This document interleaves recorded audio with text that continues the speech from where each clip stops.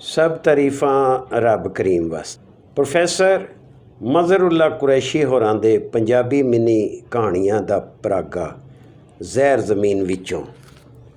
कहानी number 20 committee.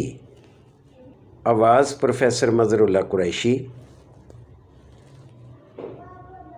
ते सोती तश्कील तानिया कुरैशी।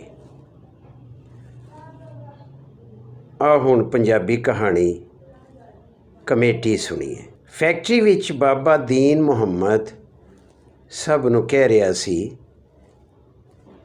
ओए मित्रो, किसी ने जे मेरे कोल कमेटी पानी होवे तां चेते नाल अपना नां लिखवा देना, फिर ना आखना दसिया नहीं सी। ਇਹ ਹੁਲਾਰਾ फ़कीर मुहम्मद ਦੇ ਕੰਨ ਵੀ ਸੁਣਦੇ ਤੇ ਉਹ ਸਿਰ ਨੀਵਾਂ ਕਰਕੇ ਕੰਮ ਵਿੱਚ ਰੁੱਝ ਜਾਂਦਾ।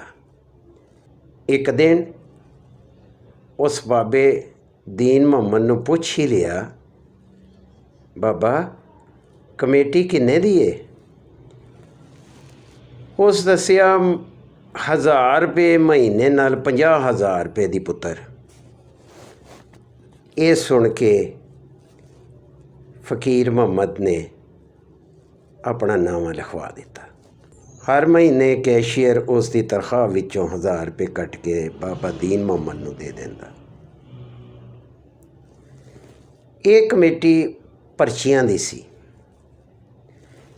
6 महीने लंघण तो बाद जदों कमेटियां दी कुरानंदाज़ी होई ते फ़कीर मुहम्मद की कमेटी तर गई। ते बाबे दीन मुहम्मद ने आख्या,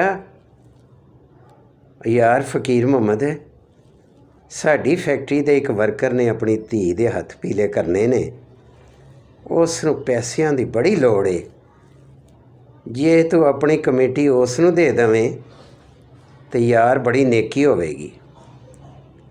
फ़कीर मुहम्मद कुछ ना बोलिया, सिर्फ सिर हिला के इशारे नाल ही हाँ कर छड्डी। फिर बाबा दीन मुहम्मद ने 5000 रुपये उसकी तली ते रखे ते आख्या, ए लै, ये कमेटी का कानून है कि जेड़ा किसी की निकली कमेटी लवे तो उस मैंबर नूं 5000 रुपये भी देवेगा। अगले महीने फिर कमेटी की कुरानंदाज़ी हुई तो फ़कीर मुहम्मद की पर्ची फिर तर गई तो एक होर मैंबर ने अपनी ज़रूरत पेश कर दी। फ़कीर मुहम्मद ने फिर हाँ कर छड्डी। तीजे महीने पर्ची विच फ़कीर मुहम्मद का जदों फिर नाम तर गया तो कुछ मैंबरां ने इतराज़ किया, ये किवें हो सकता है कि इको बंदे की 3 वारी पर्ची निकले? ना भाई, कुरानंदाज़ी दोबारा करो। फिर सब के सामने पर्चियां लिखियां गईयां ते दोबारा सट्टियां गईयां ते फिर फ़कीर मुहम्मद का नाम तर गया।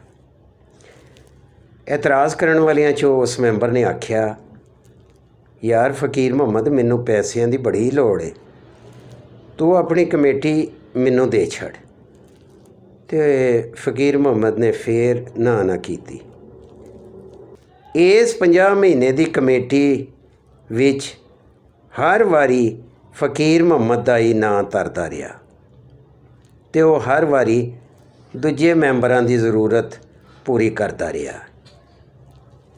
इस महीने अज आखिरी कमेटी सी। बाबा दीन मुहम्मद ने उस दे हथ कमेटी की रकम फड़ा के आख्या, ओ यार फ़कीर मुहम्मद, तू बड़ा खुश नसीब है यार, कमेटी तू एक पाई ते रकम 3 कमेटियां दे बराबर लै गया। तू अपना हक छड्ड के लोकां दियां लोड़ां पूरियां करदा रहा सैं ते रब ने तेरी ज़रूरत नूं भी इस कमेटी दे नसीब नाल जोड़ दिता। वैसे एक गल ते दस, ओए हर महीने जेड़े 5000 रुपया लैके जाना सैं वो कित्थे सट्टना सैं? वो जोड़दा भी रहा सैं कि खा गया? जिथों तक मैनू इलम है तू तो अजे कुंवारा है। ये सुन के फ़कीर मुहम्मद दियां अखां च अथरू आ गए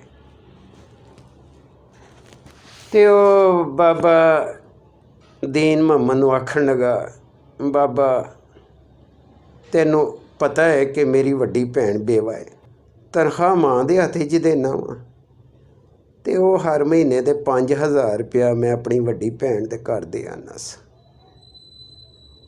ਇਹ ਸੁਣਨਾ ਸੀ ਕਿ ਬਾਬੇ ਦੀਨ ਮੁਹੰਮਦ ਦੀਆਂ ਅੱਖਾਂ ਵੀ ਅਥਰੂਆਂ ਨਾਲ ਭਰ ਗਈਆਂ।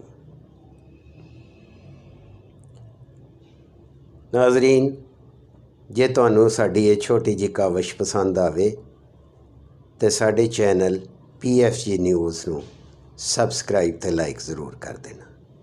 ਅੱਲਾ ਬੇਲੀ।